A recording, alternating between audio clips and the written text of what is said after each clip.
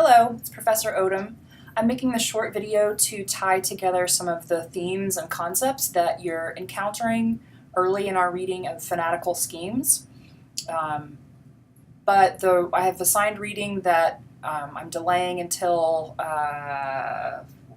one of the future weeks where we read about Epideictic rhetoric.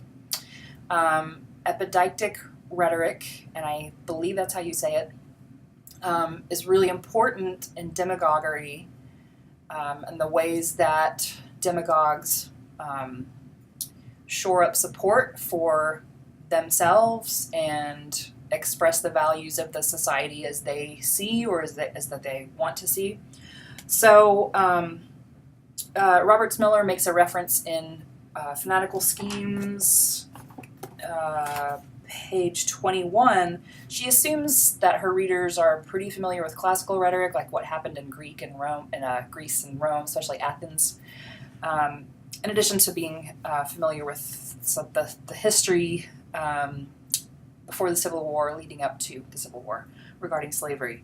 So she has a couple of paragraphs about Epideictic rhetoric and makes mention of Pericles' funeral oration. And so I just wanted to say a little bit about that and how it fits in with fanatical schemes and the themes of the course. So it's on page 21, and she starts out by saying, talking about Epideictic rhetoric. Another way of thinking of it is praise and blame orations or communications. These could obviously be occurring in text also. And Epideictic, I like to understand it as one of the three genres of rhetoric in a classical formation. There's Epideictic, which is focused on the present and the values of the community. Think of like funeral speeches or speeches by politicians that don't necessarily advocate for any one policy over another, just, they are communicating a lot about what they believe and the similarities between them and their audience. And they want people to like them. So these speeches or texts are not really looking towards the future necessarily, or reviewing things or trying to come to terms about what happened in the past, unlike the other two genres. So you can think of Epideictic as focused on the present and values. There's also deliberative discourse, which is most of what we'll be reading about in this class. I say most because, especially what Robert Miller wants us to think about as people in a democracy is deliberating or thinking and talking together about what policies should be enacted, rather than who the good people are and who the bad people are. So deliberative is forward-looking, think about legislative policies or speeches, persuasion that's future-oriented.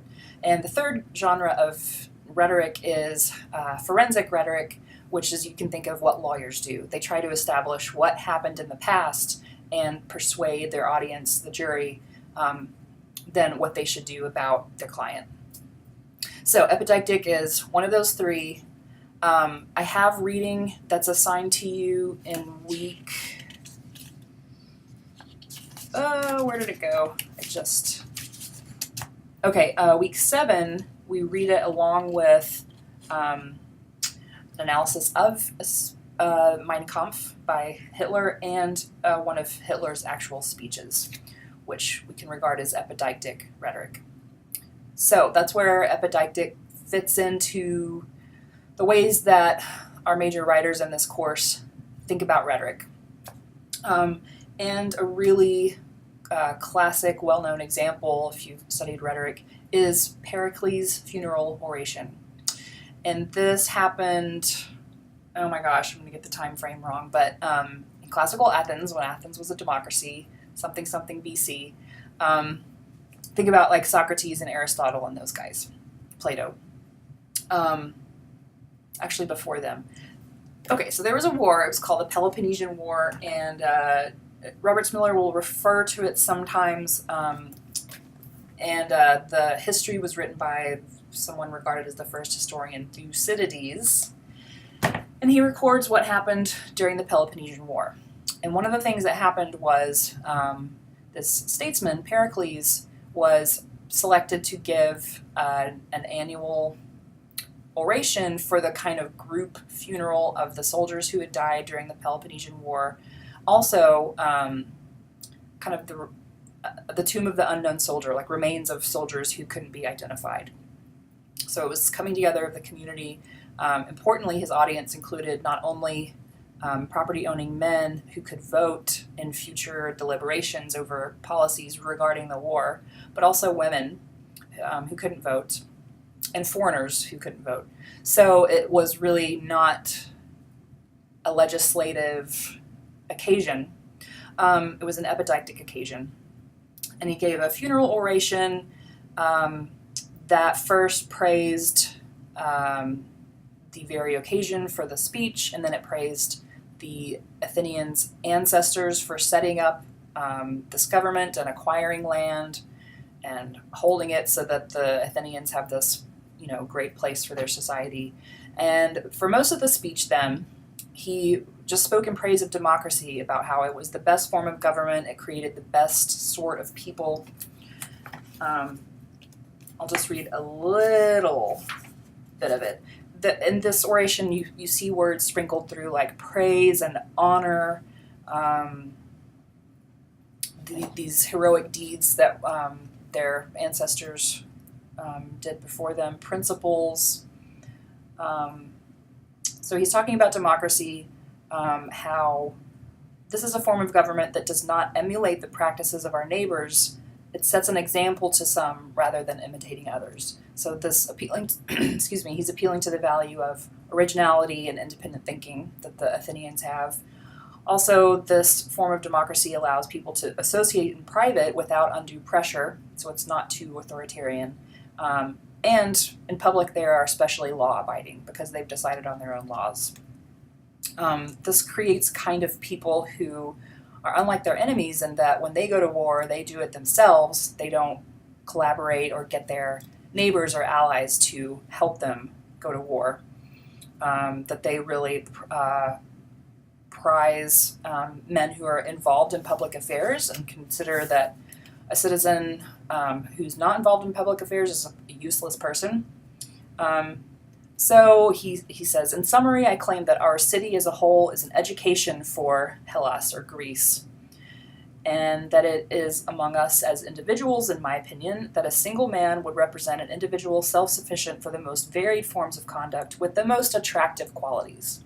So his speech is all about how great democracy and the Athenians are, and that these are the kind of men who die, that they are very virtuous, that they are very brave, and that these are values that their society holds. And he even addresses the women because they are now widows of these men that he says their nature is very honorable and they've made a very valuable sacrifice to their society, which is the best society on earth. So it's a funeral speech, and it's about how great the society is from which these people came and gave their lives in battle. As Robert Miller says in that section of her book, it's not about the war that they're engaged in, not really, but the subtext of this epideictic speech is that we're great, our society is worth fighting for, the sacrifices that these men, these soldiers made was worth it because we are the best society, so we should stay in this war. Because you can think about the war in Iraq in our recent memory. It turned out to be very costly. It went on much longer than people thought it would. There was constant controversy whether they should stay in it and how they should conduct the war. So that's an epideictic speech. You can read ahead. The reading I have on epideictic is quite short, and it really clarifies what I mean by adherence to values. That's what it's supposed to do.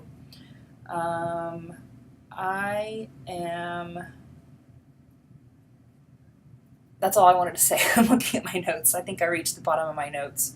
So I hope that helps get through this portion of fanatical schemes and to unite some of the ideas that came from the book Democracy and Demagoguery, and thinking about the ways that rhetoric is used in, I hope this didn't end my, okay, the ways that rhetoric is used by demagogues or perceived demagogues, and that you can go forward with a better understanding of these concepts.